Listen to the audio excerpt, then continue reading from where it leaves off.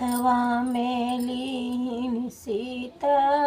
डेलरीता फुलावा तोरण गाई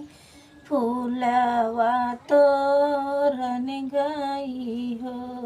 सीता फुलावा तोराई दानुष पूजाई हो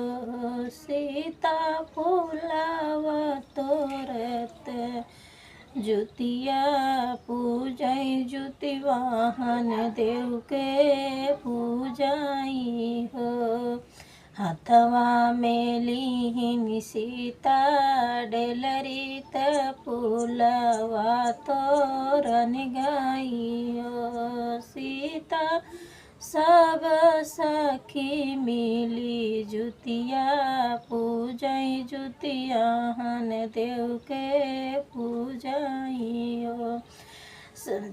जुतिया माई दीन आशीष धासी सीता धनुष भरत तताप कीनी हो राम जे धनुष तोराई जनक प्रण पुरवाए जनक पर प्रण पुरवाए हो राम सीता बियही घरे आए रसोई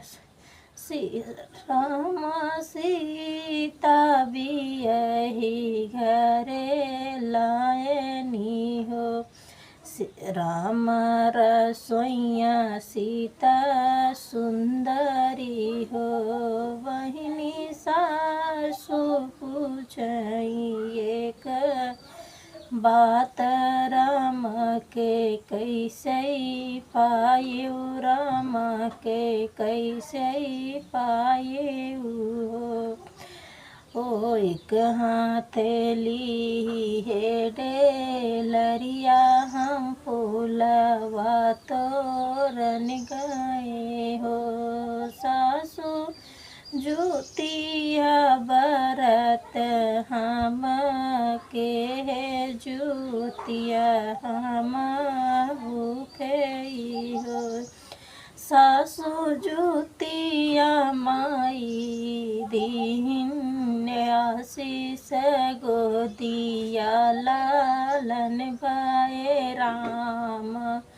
धनुष तोरे पीता परण पूरा हो